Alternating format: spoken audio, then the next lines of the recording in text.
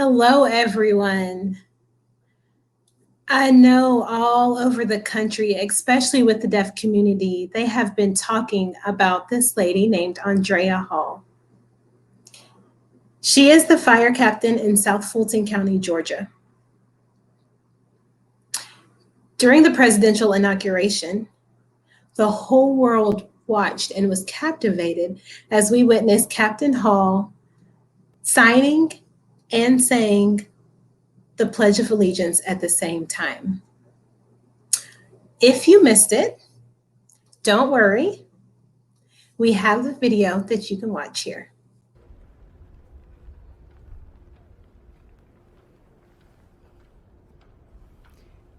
I pledge allegiance to the flag of the United States of America and to the republic for which it stands, one nation, under God, indivisible, with liberty and justice for all.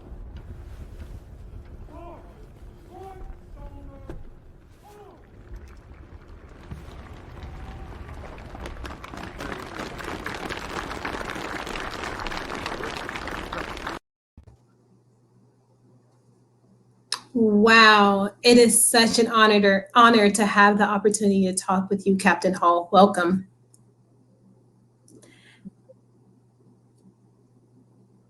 I know that your schedule is so busy right now, so I really thank you for taking the time to speak to us today.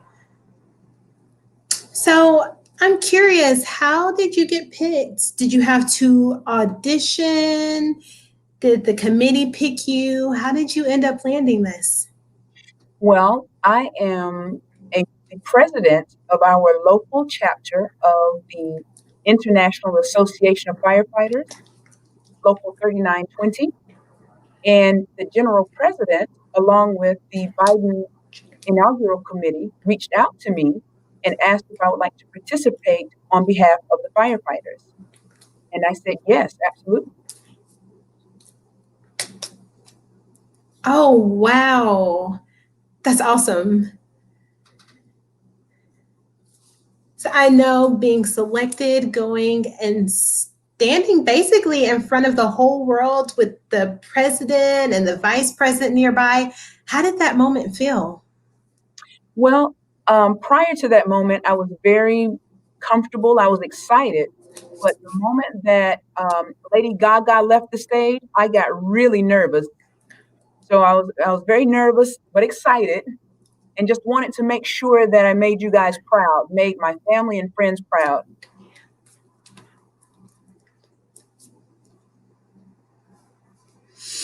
Yes. Wow.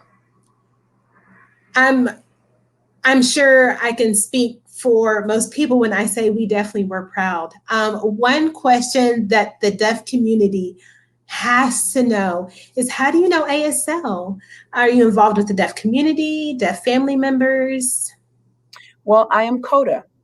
I have a father who was deaf. And so I've never taken a sign language class formally. So all of the sign language I learned at home. So I might not be as skilled as some other signers. However, I spoke that was one of my languages that we spoke in our home.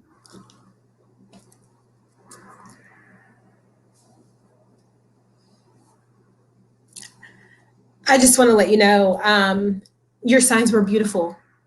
Oh, thank you. There's no need for you to doubt. And it was amazing. It was really a heart-touching moment. Thank you so much. Thank you so much. Yes, of course, of course.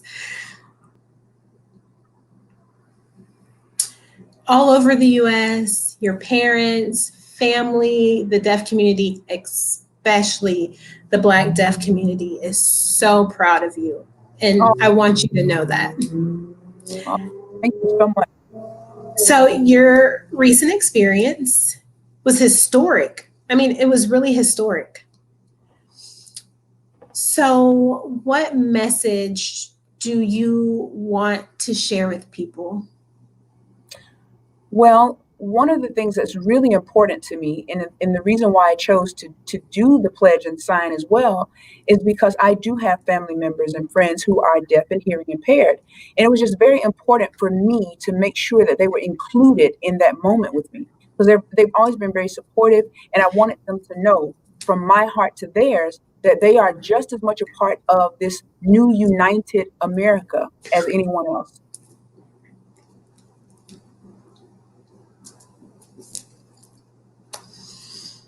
Wow. I agree 100%. You know, sometimes we really have to cherish what we learn as we grow up. And so, you know, you learning signs, signing with your dad. Can you tell me more about your dad? Well, my dad was not born deaf. He had a childhood illness that rendered him deaf, but he ended up going to the Georgia School of the Deaf when he was 6 years old.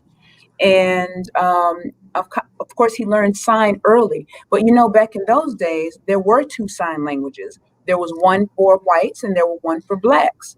And so the language that he learned was for blacks, which is also the language that I learned. So as I got older, I had to learn ASL. I had to learn a different version of sign language. And that's what's so beautiful about the deaf community. They have the same sort of diversity in that community that we have everywhere else. It's just a microcosm of diversity.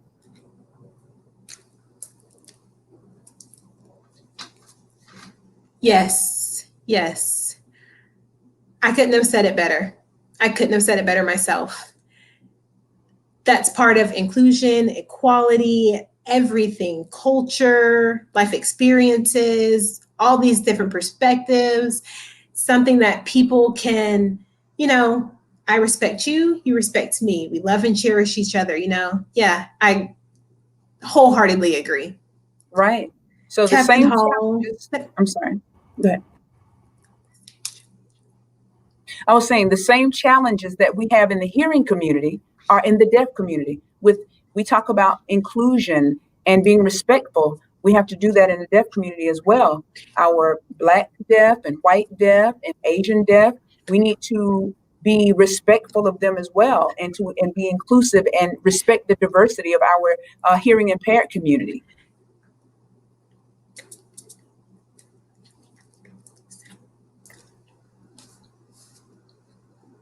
I agree. And we go through life every day and we forget to really take a moment and notice the similarities that we have. We have different situations and different experiences and different journeys that we face, different races, different sexual orientations. I mean, the list goes on and on and on. But we can still have that partnership, that community, and that's so important. Yes. Yes. Yes. Oof. Okay. I feel like I'm going to cry, but that's okay. Yeah. Mhm. That day when I saw you, oh, it was truly, truly heartfelt. When you signed the pledge at that moment, I was like, yes, yes, we're showing the importance of access, Yes. unity, a community. And it was truly inspiring. And the whole world was able to witness that. And now we have to keep that in mind. Yes. That was perfect. That was amazing. Thank you. And that was the perfect example of America and the reflection of inclusion, accessibility for all people. So thank you so much for what you did.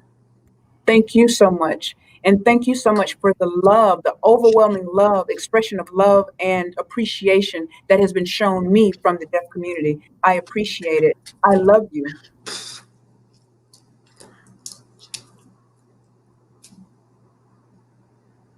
Oh, and we love you back. I think that's the best way to end this. It's lots of love and so much appreciation. So thank you. Yes, yes.